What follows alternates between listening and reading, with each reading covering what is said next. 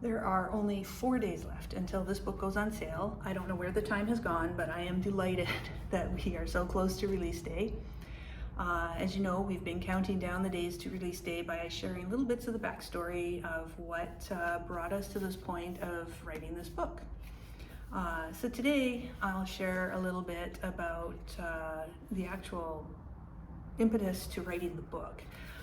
About a year ago, my husband Mikhail and I were preparing for our move here to Portugal. As part of that, we sold or donated our belongings. We moved here with 2 suitcases of items each. And part of that process was also digitizing any paper-based items that we had. So that in that process, I came across the journal I had kept in Pakistan. So I digitized it and just, on a whim, I sent it to my brother because he had always been interested in my travels. And so I thought, well, he might be interested in reading this. So I sent it to him. He replied back almost immediately. He said, you have the bones of a book here. You need to write a book.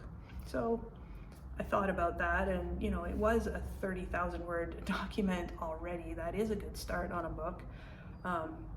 But we were moving, and so I had it on my mind, but we moved into a new apartment. We had to figure everything out here.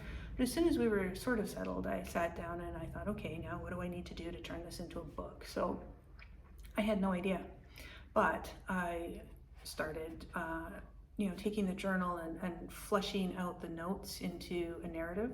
So through that process, I sort of started identifying scenes that were important and focusing on those a little bit. Then I thought, this needs a structure. So I started building an outline, and I started with, the day that I saw the newscast of the earthquake, and just started charting things chronologically after that. It didn't take me very long through that process to realize the process was probably valuable, but that was not a winning structure for a book.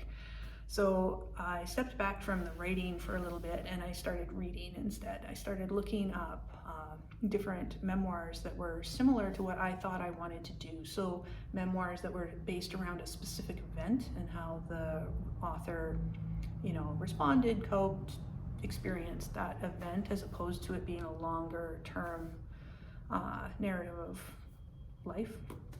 So through the summer, there was not much writing. That was last summer. It was our first summer here, and we had a lot of guests, so that was fun. We ended up having to move to a new rental apartment.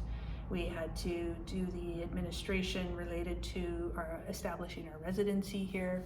So it was really fall by the time I started, got really tucked into writing again. But by that time, I had a much clearer idea of what I wanted to do and a lot of enthusiasm to do it. So I'm going to leave this here, but tomorrow I'm going to share about how Nadine became involved and became a collaborator in this project. So tune in tomorrow.